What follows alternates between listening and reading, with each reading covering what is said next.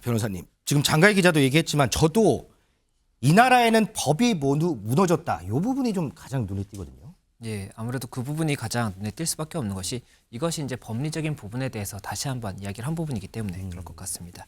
이 내용을 보면 말씀하신 것처럼 안타깝게도 이 나라에는 법이 모두 무너졌다라고 이야기를 하고 이와 관련해서 수사권이 없는 기관이 영장이 발부가 됐고 그리고 영장 심사권이 없는 법원이 영장을 발부했습니다. 그리고 또 수사기관이 거짓 공문서를 발부했습니다. 이렇게 세 가지를 이야기를 했었거든요. 네. 그리고 현재 이 출석에 응하는 이유 자체가 이 공수처의 수사를 인정하는 것이 아니라 결국에는 이 불미스러운 유혈 사태라든지 이런 것들을 방지하기 위해서 절차에 응하는 그런 부분이다라고 이야기를 함으로써 결국에 아직까지도 이런 부분에 대해서 법리적인 쟁점이 남아있다는 의견을 표명을 한 것이다 보니까는 이에 대해서 아무래도 눈에 띌 수밖에 없지 않나 생각이 됩니다. 그 지금 요 부분 수사권이 없는 기관에 영장이 발부되고 영장 심사권이 없는 법원이 체포영장과 압수수색 영장을 발부하는 것을 봤다. 이게 이제 지금 서울 서부지법에 영장을 신청을 해서 거기서 이제 발부받은 부분, 이 부분에 대한 좀 반발을 나타내는 거죠. 예, 일단은 이 수사권이 없는 기관이라는 것이 공수처를 이야기하는 겁니다. 이 공수처 같은 경우에 이 2조에 보면은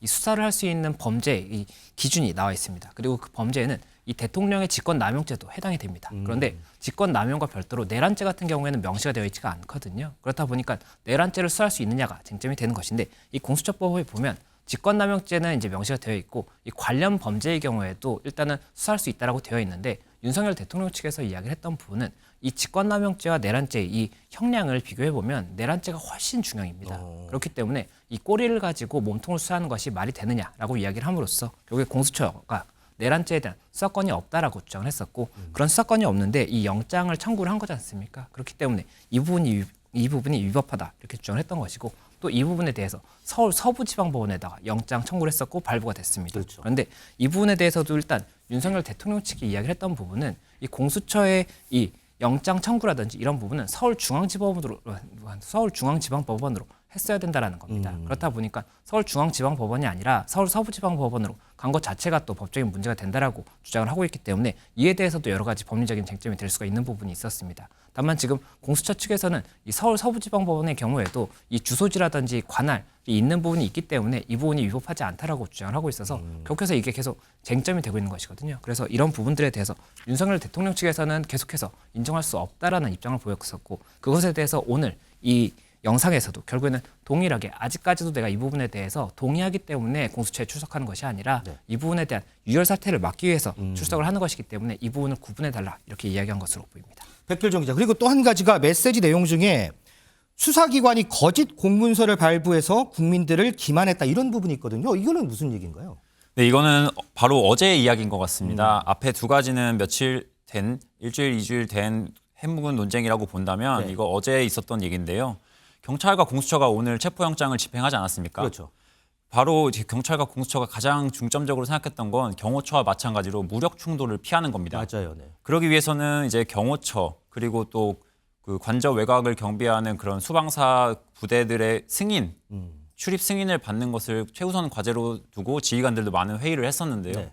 바로 그 관저 외곽을 경비하는 5호 경비단, 수도방위사령부 소속 5호 경비단에게 바로 어제 저녁에 출입을 허가한다는 이제 승인 공문을 받았다. 이렇게 공조수사본부가 공수처가 이제 공지를 내렸던 지금 겁니다. 이제 화면에 나오고 있는 저 공문인가 보죠? 네, 그렇습니다. 근데 여기서 바로 같은 현상을 두고 정반대의 이야기를 하게 됩니다. 이제 어제 저녁 6시 36분쯤에 네. 이제 공조수사본부 공지라는 이제 제목으로 이제 5호 경비단이 우리가 이제 공조수사본부가 요청한 대상 주소지 여기서는 관저를 뜻하겠죠. 대통령 관저에 대한 출입을 허가함 이렇게 회신했다는 공지를 내자 이제 윤 대통령 측이 일제히 비판하고 나섰습니다. 먼저 이제 저녁 8시 반쯤 2시간쯤 지나자 이제 윤곽근 변호사가 5호 경비단이 그렇게 출입을 허가했다는 것은 사실과 다르다. 5호 경비단은 아래 이제 별첨한 공문과 같이 출입을 허가한 사실이 없다. 이렇게 정면으로 반박했고요. 30분쯤 뒤에 이제 9시쯤에 대통령 경호처 역시 5호 경비단이 관저 지역 출입을 승인했다는 보도는 사실과 다르다 이렇게 사실과 다르다. 얘기를 했습니다. 이제 어제 저녁에 저희 기자들도 의문이 많이 생겼는데요. 네. 근데 또 30분 정도 지나자 9시 반쯤 이제 공수처 측에서 자세한 사정을 설명을 하면서 5경비단 측과 공문을 주고받은 것이 맞고 음. 추가적인 이제 출입 승인이 필요하다는 전제하에 5경비단은 이제 경찰과 공수처 이제 인원들의 관저 출입을 승인한다고 그런 공문을 실제로 보내왔다 이렇게 해명을 했어요. 근데 이제 또 계속 문제가 되는 거는 오늘 오전이었는데요. 이제 윤석열 대통령의 40년 직이라고 알려진 그 석동현 변호사 네. 있지 않습니까? 석 변호사는 더 큰 이야기를 음모론이라고 볼 수도 있는 그런 이야기를 했는데 바로 뭐냐면 이 5경비단의 부대장의 직인을 이제 공수처가 멋대로 가져가서 찍었다는 겁니다. 근데 이게 사실이라면 정말로 큰 문제잖아요. 그렇죠. 그래서 이거의 사실관계는 앞으로 이제 상당히 중요한 문제가 될 것 같은데 이제 이 문제에 대해서도 오늘 오전에 공수처는 브리핑에서 상식적인 판단을 해달라. 방식적으로 받아라. 네, 이렇게 애둘러 어떻게 이거 우리가 가져가서 이걸 찍을 수 있느냐. 네네 그런 사실이 없다 이렇게 일축했습니다. 그래서 사실관계는 좀 더 살펴봐야 될 것 같습니다. 그럼 이게 만약에 이제 윤석열 대통령 측의 주장대로 가져가서 이 직인을 찍었다. 뭐 이렇게 되면 뭐 사문서 위조 뭐 이렇게 또 볼 수도 있는 건가요? 그러면?